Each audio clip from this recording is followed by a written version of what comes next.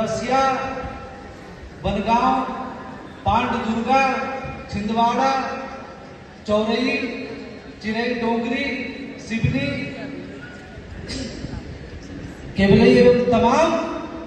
मध्य प्रदेश के अलग अलग मार्ग गोदाम से उपस्थित हमारे सभी श्रमिक भाइयों एवं बहनों का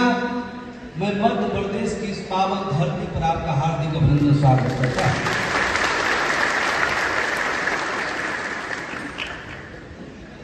आज ये मध्य प्रदेश की और जिला छिंदवाड़ा की इस पावन धरती पर आज जो हमारे सभी मध्य प्रदेश के कार्यकर्ताओं पदाधिकारियों का जो एक दिवसीय सम्मेलन का आयोजन किया गया है, यह आयोजन इस उपलक्ष्य में किया गया है कि भारत की आजादी से पहले और भारत की आजादी के बाद जो रेलवे माल गोदाम के श्रमिक दिन रात अपना पसीना खून पसीना निकाल के और इस देश का लाइफ लाइन जो रेलवे है, उस रेलवे को 70% की आमदनी देने का जो काम करते हैं और रेलवे माल गोदाम के श्रमिकों के लिए जो भारतीय रेलवे माल गोदाम श्रमिक संघ ने, जो हम सभी के पिता आदरणीय राष्ट्रीय महामंत्री श्री कुमार पासवान जी ने 1998 में जो सपना देखे थे कि रेलवे माल गोदाम के मजदूरों को भी उसका हक अधिकार मिलना चाहिए। भारत इस देश में जो सबसे महत्वपूर्ण स्थान निभाता है, जो कई पीढ़ियों से देश की सेवा में, देश को आर्थिक रूप से मजबूत करने में, देश के विपत्ति के समय, कोरोना के समय रेलवे माल गोदाम के श्रमिकों ने जिस तरह से भारत के प्रधानमंत्री जी के आह्वान पर जो साथ दिया और उसके बाद संगठन के लगातार हमारे आप सभी के सहयोग से देश में पहली बार भारत सरकार रेलवे माल गोदाम के मजदूरों के द्वार पर पहुंच करके उनसे पूछने का काम किया, रेलवे के अधिकारियों से जवाब तलब काम करने का काम किया और उनकी हर समस्या के लिए देश के पदाधिकारी भारत सरकार के द्वारा आपके बीच में पहुंच करके आपकी हर समस्याओं को जोड़ने का, लिखने का, वेरिफिकेशन को संपन्न करने का और आपके लिए भारत सरकार एक नई व्यवस्था, एक नई नीति निर्माण करने का जो देश में लगभग 80% माल गोदाम का वेरिफिकेशन संपन्न हुआ है, उसके उपलक्ष्य में आज खुशी के मौके पर आज पूरे हिंदुस्तान के माल गोदाम के श्रमिकों का एक सौभाग्य का दिन है। मुझे याद है जब हमारी उम्र लगभग 12 से 14 वर्ष की थी और मैं पिताजी के साथ माल गोदाम के मजदूरों के बीच छुट्टी का दिन जब सैटरडे संडे का पड़ता था तो मैं जाता था और रात में बैठ के माल गोदाम के मजदूरों को मेंबरशिप कार्ड बनाने का काम करता था। तो हमारा जो बचपन बीता,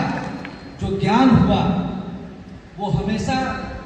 रेलवे माल गोदाम के मजदूर के बीच में, उनके आशीर्वाद के बीच में हुआ। मैंने देखा है कि पूरे हिंदुस्तान से जब हमारा संसद भवन का घेराव होता था, जब जेल भरो आंदोलन होता था, देश के कोने कोने से हमारे मजदूर भाई ट्रेन में लटक करके किसी तरीके से दिल्ली की धरती पर पहुंचते थे और पूरे संसद भवन को घेरने का हम लोग काम करते थे। उस समय कोई कल्पना नहीं किया था कि रेलवे माल गोदाम के मजदूरों के उनके हक अधिकार के लिए, उनके जीवन को बेहतर बनाने के लिए वो अपने समाज में, भारत में गर्व से सीना ऊंचा करके, सर ऊंचा करके कह सकते हैं कि मैं भी रेलवे का और इस देश का एक मजबूत कर्मचारी के रूप में मेरा भी नामित है। भारतीय रेलवे माल गोदाम श्रमिक संघ ने भारत सरकार को, चाहे वो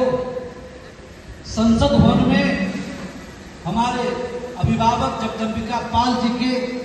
सहयोग से, उनका अथक प्रयास से, संसद में आवाज उठाने के माध्यम से हो,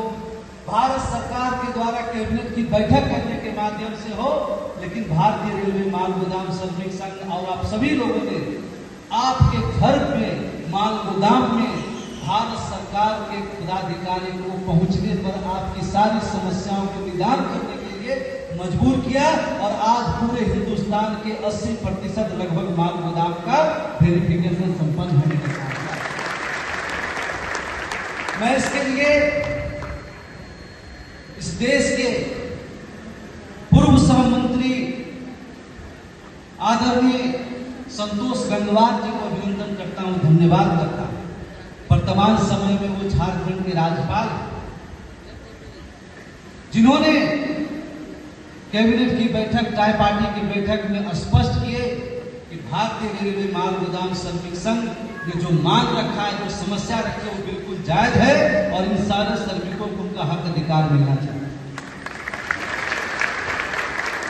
मैं अभिनंदन करना चाहता हूं इस देश के यशस्वी श्रम मंत्री स्वर्गीय डॉक्टर साहेब सिंह वर्मा जी का,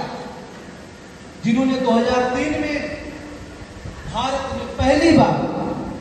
रेलवे माल गोदाम के श्रमिकों के विषय में उनके उत्थान के लिए देश में पहली बार उन्होंने कैबिनेट की बैठक की और भारतीय रेलवे माल गोदाम श्रमिक संघ का नाम भारत सरकार के स्वर्ण अक्षर में लिखने का काम हुआ। वहां एक मजबूत नीति जो है